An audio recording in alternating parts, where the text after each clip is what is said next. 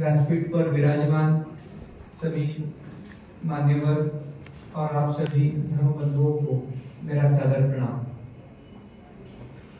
वादे वादे जायते तत्वबोधम, यानी वाद संवाद की परंपरा से अंतिम सत्य का तत्वबोध प्राप्त करना, यह हमारे सनातन भारत की परंपरा रही है। और इसीलिए भगवान श्री कृष्ण और अर्जुन, इनका जो संवाद हुआ था, उससे श्रीमद् भगवद गीता उत्पन्न हुई। गार्गी, मैत्रेयी और याज्ञवल्क्य ऋषि, इनके प्रश्नोत्तर संवाद से बृहदारण्यक जो है उसका जन्म हुआ। उसके बाद हम जानते हैं कि कौटिल्य और यानी आर्य चाणक्य और चंद्रगुप्त मौर्य, इनके राजनीतिक संवाद से कौटिल्य अर्थशास्त्र संग्रहित हुआ। हमारे देश में संवाद एक सनातन परंपरा के रूप में स्थापित है और यदि ये संवाद होता है ज्ञानी लोगों में, प्रबुद्ध जनों में, तो वो समाज, राष्ट्र और धर्म के हित में माना जाता था। परंतु आज दुर्भाग्य से जो media, social media, TV media या फिल्म मीडिया या एकेडेमिया या आजकल जो लीड फेस्टिवल्स होते हैं, उसमें जो चर्चाएं होती है, जो संवाद होता है, वो सेकुलर तत्वों के आधार पर होता है। और इसीलिए वहां जो चर्चाएं होती है वो एजेंडा बेस्ड प्रोपेगेंडा के आधार पर होती है। ये एजेंडा भारत विरोधी शक्तियों ने निश्चित किया होता है और इसीलिए इन चर्चाओं से कोई तत्वबोध नहीं होता है या कोई देश और धर्म के हित में कार्य नहीं होता है। आज हमने ये जो वैश्विक हिंदू राष्ट्र महोत्सव के अंतर्गत ये जो विचार मंथन महोत्सव का आयोजन किया है, उसका एक ही कारण है कि आज आप सभी की उपस्थिति में, आप सभी के संवाद के माध्यम से हम हिंदू राष्ट्र के या देश और धर्म के हित में ये संवाद करें, और इसी दृष्टिकोण से आज का यह आयोजन है। इस विचार मंथन महोत्सव को प्रारंभ करने के पूर्व कुछ सारगर्भित सूत्रों पर मैं टिप्पणी करना चाहूंगा। जैसे हमें अभी जो मुख्य हमारा चुनौती के रूप में हमें जो दिख रहे हैं वो बौद्धिक चुनौती है। मैंने जैसे बताया कि आजकल जो सारी चर्चाएं होती है वो एजेंडा बेस्ड प्रोपेगेंडा के आधार पर होती है और ये एजेंडा जो होता है, ये फैलाने वाले कोई व्यक्ति नहीं होते हैं। ये व्यक्ति दिखने में आपको व्यक्ति लगेंगे, लेकिन ये देश विरोधी या सनातन धर्म विरोधी शक्ति के रूप में कार्यरत होते हैं। हमें वो अभिव्यक्ति लगते हैं, कोई एक व्यक्ति रखकर काम कर रहा है ऐसे लगता है, वास्तव में वो देश विरोधी इकोसिस्टम के सदस्य होते हैं। जैसे हम लोग चर्चा करते हैं कि ये इकोसिस्टम जब देश विरोधी है तो ये कौन सी इकोसिस्टम है। मैं आपको बताना चाहूंगा, सेकुलरिस्ट, कम्युनिस्ट, जिहादिस्ट या मिशनरिस्ट, ये सारे लोग जब एकत्रित आकर काम करते हैं तो ये एक देश विरोधी इकोसिस्टम हो जाता है। आजकल अर्बन नक्सलवाद ये एक शब्द बहुत ज्यादा प्रचारित होता है, लेकिन महाराष्ट्र में जो अर्बन नक्सली पकड़े गए थे, ये चारों, उसमें सेकुलरिस्ट भी थे, कम्युनिस्ट भी थे, मिशनरिस्ट भी थे और जिहादिस्ट भी थे। किसान आंदोलन में जो काम कर रहे थे, ये सारे लोग उसमें भी थे। तो हमें ये समझना चाहिए कि इनका एक अपना गिरोह है और उस पर वो काम कर रहे हैं। जैसे बौद्धिक हमलों में हमने देखा है कि कुछ लोग एथिस्ट होते हैं, यानी स्वयं को नास्तिकतावादी कहते हैं। कुछ लोग होते हैं कि जो रैशनलिस्ट होते हैं, यानी स्वयं को तर्कवादी कहते हैं। कुछ महिलावादी होती हैं या नारीवादी होते हैं, उनको हम फेमिनिस्ट कहते हैं।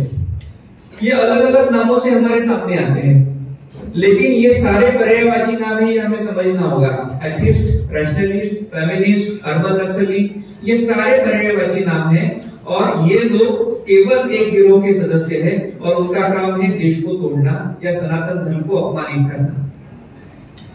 इसीलिए हम लोगों को इनके विरोध के जो बौद्धिक युद्ध में सहभागी होकर कार्य करने की आवश्यकता है, क्योंकि ये लोग जो है बड़े अवसरवादी होते हैं और इनकी खासियत ये है कि ये सिलेक्टिव घटनाओं पर साइलेंस रखते हैं। जैसे आप सभी को पता होगा कि केरल में जब शबरीमला का आंदोलन एक शुरू हुआ था महिलावादियों के द्वारा कि महिलाओं को वहां प्रवेश मिलना चाहिए, ये सारे लोग रास्ते पे आने लगे। और आपको बताऊं मैं, ये जो लोग शबरीमला में महिलाओं को प्रवेश करने के दृष्टिकोण से जब आंदोलन करते हैं, तो वही लोग मस्जिदों में महिलाओं को प्रवेश मिले इस दृष्टिकोण से चुप्पी साध के बैठते हैं। या फिर श्रद्धा वालकर के 35 टुकड़े जो आफ्ताब ने किए थे उस हैवानी कृत्य पर सिलेक्टिव साइलेंस रखते हैं। यानी फेमिनिस्ट होकर भी इस विषय में चर्चा नहीं करते, लव जिहाद के विषय में चर्चा नहीं करते।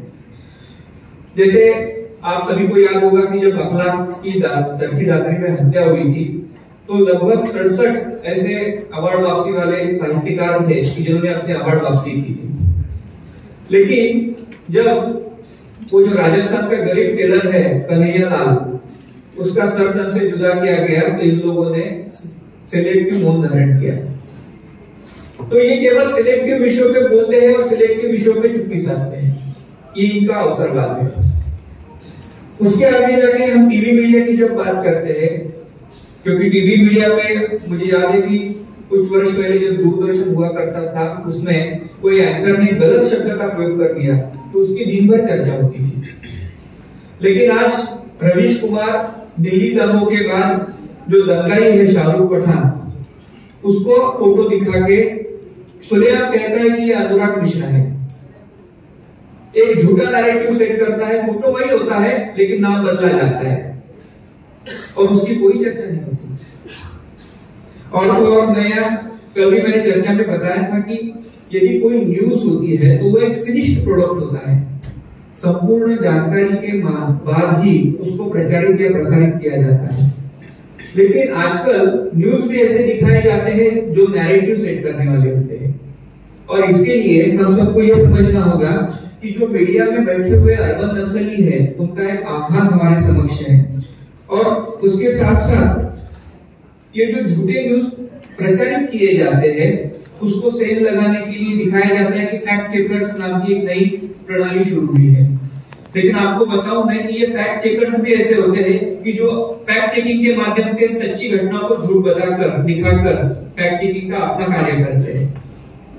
और ये इसलिए भी महत्वपूर्ण है, जैसे नुपुर शर्मा का एक प्रकरण हुआ था, तो नुपुर शर्मा के प्रकरण में आप सभी ने देखा होगा कि पूरे देश में उसके विषय में जो वातावरण निर्माण करने वाला कौन था, फैक्ट चेकर मोहम्मद दुबे। और उसको कर्नाटक की गवर्नमेंट ने, कांग्रेस गवर्नमेंट ने इस वर्ष पुरस्कृत किया। आज ये पूरा इलेक्शन चुनाव का चल रहा था, उस इकोसिस्टम का एक व्यक्ति था ध्रुव राठी, जो पूर्ण रूप में इंडिया अलायंस के बावजूद में अपना नैरेटिव सेट कर रहा था। तो हमें ये समझना चाहिए कि टीवी मीडिया में भी बैठे हुए लोग अर्बन नक्सली है और वो अपने उनका एजेंडा हम पर थोप रहे हैं। सोशल मीडिया की जब हम बात करते हैं, तो जैसे कल भी चर्चा हो रही थी कि सोशल मीडिया एक इतना बड़ा वैस्पिड आज बन गया है और दुर्भाग्य से कोई सेंसरशिप नहीं है। तो कोई भी आके सोशल मीडिया में अपनी चर्चा शुरू करता है, पहली रिएक्शन होती है, पहले तो प्रतिक्रिया दी जाती है, फिर परसेप्शन यानी बोध की बात होती है।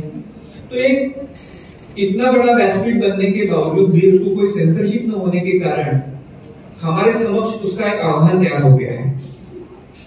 आगे जाके फिल्म मीडिया की बात करें तो आप सभी को पता है कि पिछले 6-7 दशकों में सनातन धर्म विरोधी नैरेटिव सेट करने का सबसे बड़ा प्रयास यदि किसी ने किया होगा तो वो फिल्म मीडिया ने किया है।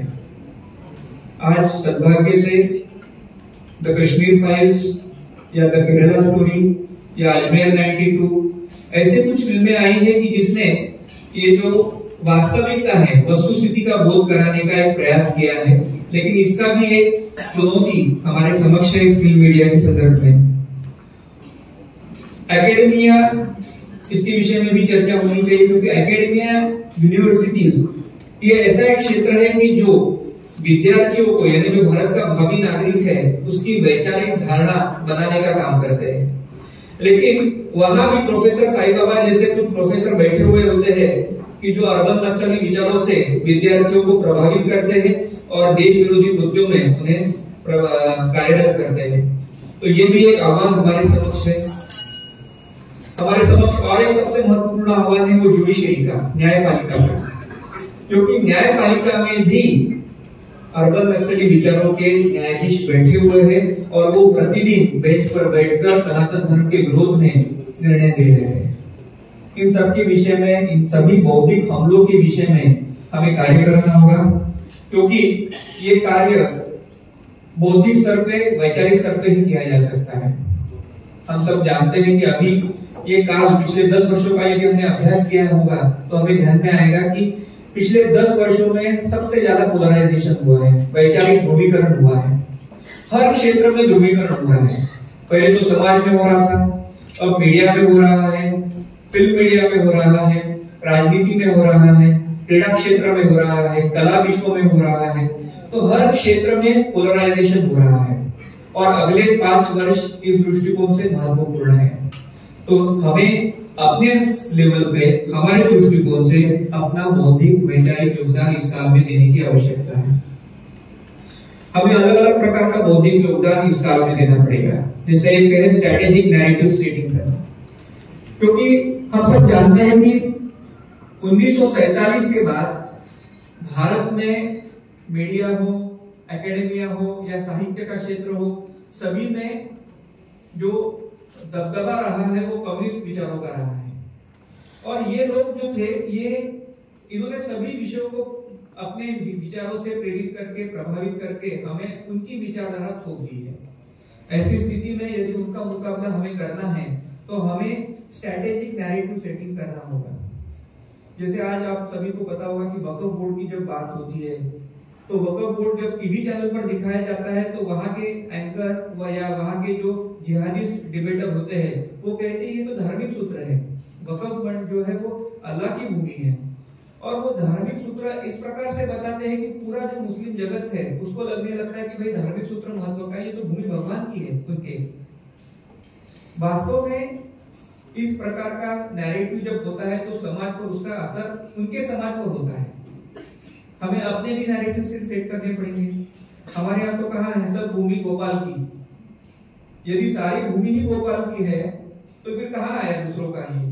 तो हमें अपने भारत के विषय में जब चर्चा करते हैं तो हिंदू जगत को, यानी जो श्रद्धालु समाज है, उनके सामने यही भाव को रखना पड़ेगा कि ये भूमि सारी गोपाल की है, तो ये किसी अन्य की हो नहीं सकती है। उसी प्रकार से सनातन धर्म को नष्ट करने की जो बृहद प्रयास आज हो रहे हैं, जैसे आप सभी को पता होगा कि डिसमेंटलिंग ग्लोबल हिंदुत्व नाम का एक कॉन्फ्रेंस अमेरिका में हुआ था, या फिर अभी सनातन इरेडिकेशन कॉन्फ्रेंस जो चेन्नई में हुआ था। ये सारे आयोजन कौन कर रहा है? ये सारा आयोजन जो है यही इकोसिस्टम, कम्युनिस्ट इकोसिस्टम कर रही है और उनका उद्देश्य स्पष्ट है कि सनातन धर्म को नष्ट करना।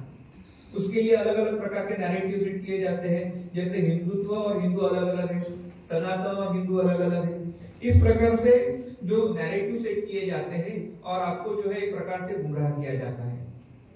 और एक इसमें जैसे अभी मंदिरों में पिछले साल से एक मुहिम चली है कि ड्रेस कोड लागू हो, तो सबसे ज्यादा विरोध करने वाले लोग कौन होते हैं? यही इकोसिस्टम के लोग होते हैं, क्योंकि उनको सनातन धर्म के लोग या सनातन समाज धर्मपरायण हो, इससे वो आहत हो जाते हैं और सबसे पहला विरोध उन्हीं का शुरू हो जाता है। आपको पता होगा कि कम्युनिस्टों की विचारधारा है धर्म को अफीम मानना।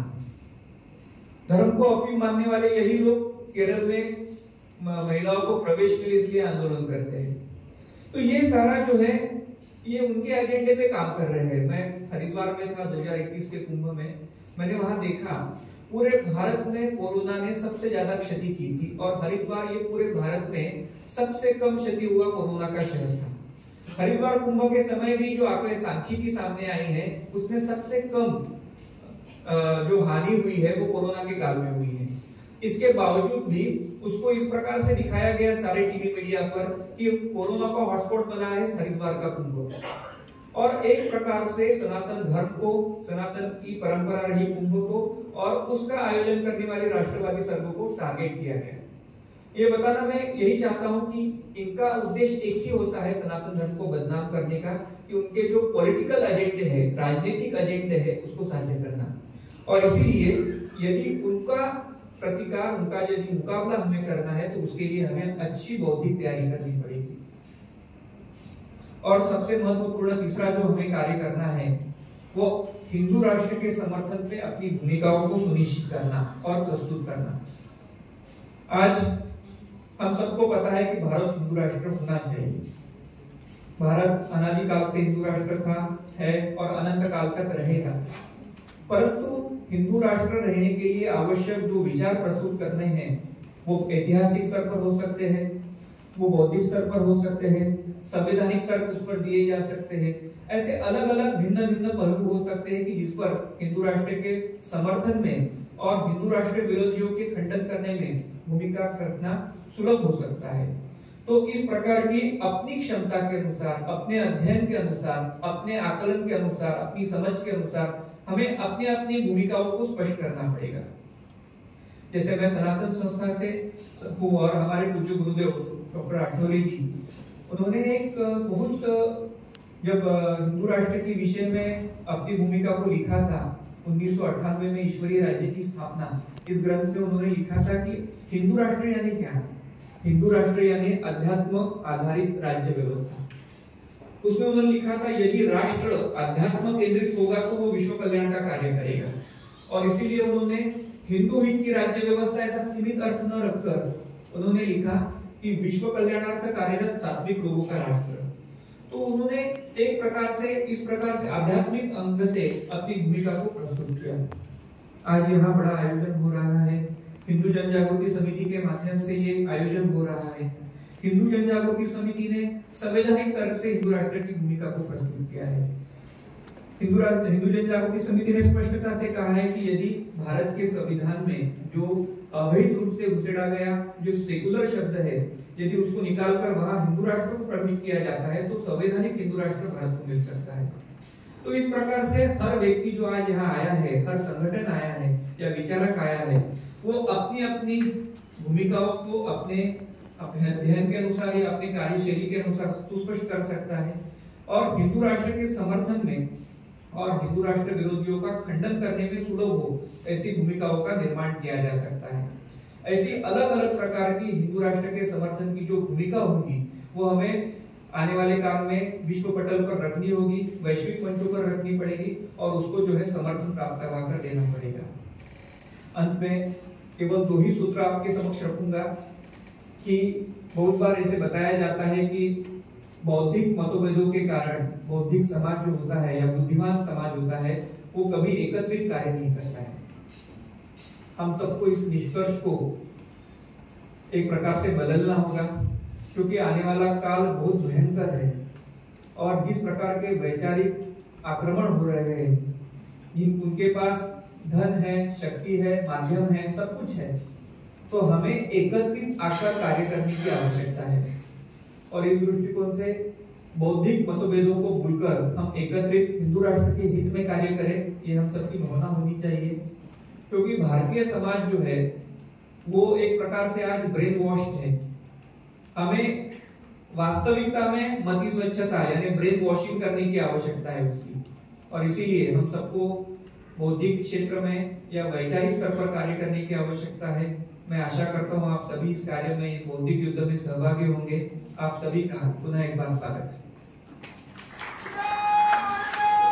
हे होते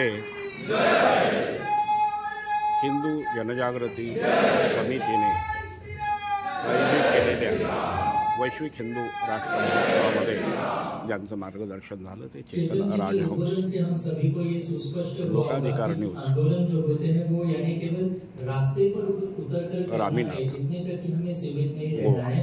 तो हिंदू राष्ट्र स्थापना हेतु या धर्म हित में या राष्ट्र हित में भी हमें वैचारिक रूप से आंदोलन करने की आवश्यकता है। तो धन्यवाद चेतन जी, हमें यह महत्वपूर्ण विषय आपने यहाँ पर बताया है। हम सभी इस सत्र में जो विषय प्रस्तुत किए जा रहे हैं वो अत्यंत महत्वपूर्ण है। जो नैरेटिव सेट करने हैं उसके दृष्टिकोण से महत्वपूर्ण है। इसलिए एक सूचना पुनः एक बार आप सभी को बताना चाहता हूं कि हम सभी अपने मोबाइल फोन जो है वो वाइब्रेटर मोड पर रखें, ये सभी से निवेदन है। और जो सूत्र यहाँ वक्ताओं द्वारा